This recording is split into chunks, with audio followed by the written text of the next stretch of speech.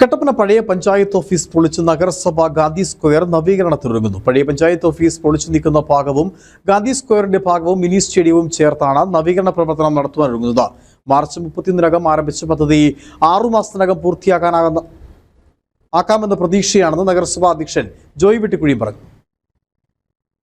സാംസ്കാരിക പ്രവർത്തനങ്ങൾ പ്രോത്സാഹിപ്പിക്കുന്നതിന്റെ ഭാഗമായിട്ടാണ് നഗരസഭ ഗാന്ധി സ്ക്വയർ നവീകരണം എന്ന പദ്ധതി ആവിഷ്കരിക്കുന്നത്. പഴയ പഞ്ചായത്ത് ഓഫീസ് പൊളിച്ചു നീക്കുന്ന ഭാഗവും ഗാന്ധി സ്ക്വയറിന്റെ ഭാഗവും മിനി സ്റ്റേഡിയവും ചേർത്താണ് പദ്ധതി മുനിസിപ്പാലിറ്റി നടപ്പിലാക്കാൻ ഉദ്ദേശിക്കുന്നത്. ഇവിടെ ഒരു ഓപ്പൺ സ്റ്റേജ് നിർമ്മിക്കും. ഇരുവശത്തേക്കും ദർശനമുള്ള സ്റ്റേജാവും നിർമ്മിക്കുക. ഇരുവശത്തും ജനങ്ങൾക്ക് നിൽക്കാനും കഴിയും. സ്ഥിരമായി സീറ്റുകൾ സ്ഥാപിച്ചാൽ സന്ധ്യകളിൽ കലാകാരന്മാർക്ക് കലാപരിപാടികൾ അവതരിപ്പിക്കാനും സാംസ്കാരിക പ്രവർത്തനത്തിനും കഴിയും. ചെറിയ പരിപാടികൾക്കും വലിയ പരിപാടികൾക്കും ഇത് ഉപയോഗിക്കാൻ കഴിയും വിധമാണ് പദ്ധതി ആവിഷ്കരിക്കുകയെന്ന് ജോയ് വെട്ടിക്കുഴി പറഞ്ഞു.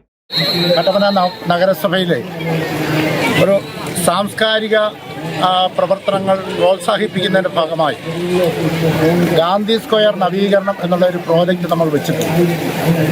അത് നമ്മുടെ പഴയ പഞ്ചായത്ത് ഓഫീസ് അവിടെ നിന്ന് മാറ്റി ആ ഭാഗവും ഇന്നിപ്പോൾ ഗാന്ധി സ്ക്വയറിന്റെ അവിടെയുള്ള ആ ഭാഗവും അതോടൊപ്പം തന്നെ നമ്മുടെ ഇപ്പോൾ നിലനിൽക്കുന്ന ആ മിനി സ്റ്റേഡിയവും ഇവയെല്ലാം കൂടി ചേർത്ത് ഉള്ള ഒരു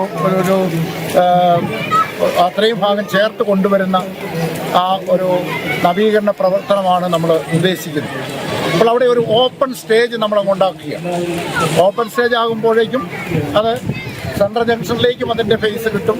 അതോടൊപ്പം തന്നെ നമ്മുടെ മിനി സ്റ്റേഡിയത്തിലേക്കും അതിൻ്റെ ഫേസ് കിട്ടും. അപ്പോൾ രണ്ട് സ്ഥലങ്ങളിലേക്കും ആളുകളെ നമുക്ക് അല്ലെങ്കിൽ ആളുകൾക്ക്